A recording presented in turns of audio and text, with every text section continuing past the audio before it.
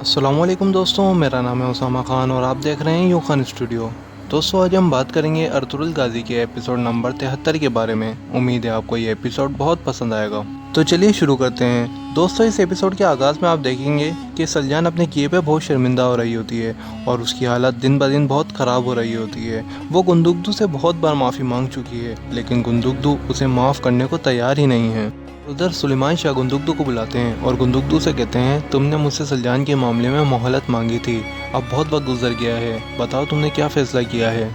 फिर गुंदुकदू कहते हैं, मैंने सलजान को खेमे में 2 बार तलाक दी थी, जिस पर उसने अपनी गर्दन पर खंजर रख लिया था। अगर मैं उसे तीसरी तलाक देता तो यकीनन वो अपनी जान ले लेती। जिस पर सुलेमान शाह कहते हैं, तुम्हें कोई फ़ैसला तो लेना ही होगा। फिर गुंदुकदू कहते हैं, मुझे कुछ समझ में नहीं आ रहा, मैं क्या करूँ, आप ही बताएं। फिर सुलेमान शाह कहते हैं, सलजान ने तौबा करके अपने सुधरने की नीयत जाहिर की है, उसे एक आखिरी मौका देना चाहिए।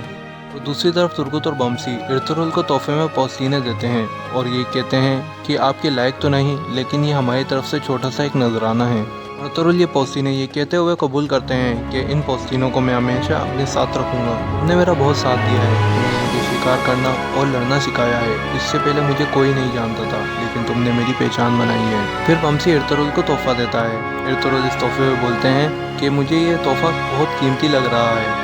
जिस पर बमसी कहते हैं, ये आपसे ज़्यादा कीमती नहीं है। इस दौरान टाइटोस कबीले पर नज़र रखे बैठा होता है और वो अपनी नई साजिशें बुन रहा होता है। इर्तुगरुल की शादी का आगाज़ काई कबीले की रिवायती रक़्स से किया जाता है। फिर इर्तुगरुल इब्नुल अरबी से कहते हैं, जब से मैं आपकी मुरीदी में आया हूँ, मेरी किस्मत मुझ पर मेहरबान हो गई है।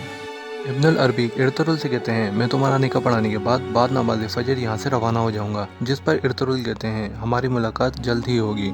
फिर शहजादे यगित इर्तुगरुल से कहते हैं, आप मेरी आपी का बहुत ख्याल रखना। जिस पर इर्तुगरुल कहते हैं, जी बिल्कुल शहजादे। फिर इब्नुल अरबी इर्तुगरुल का निकाह पढ़ाते हैं, जिसके बाद सब लोग इर्तुगरुल को मुबारकबाद देते हैं और फिर इन दोनों को काई कबीले के रिवायती रक़्स के साथ अलविदा किया जाता है। फिर गुंदुकदू सलजान को लेने उसके खेमे में जाते हैं, जहाँ सलजान नहीं होती। फिर गुंदुकदू कहते हैं, सलजान ये तुमने क्या किया। फिर गुंदुकदू रात की तारीख में सलजान को ढूंढने के लिए बाहर निकल जाते हैं और उधर टाइटोस घात लगाए बैठा होता है। वो गुंदुकदू को आते हुए देख लेता है और चुपके से तीर से वार करता है।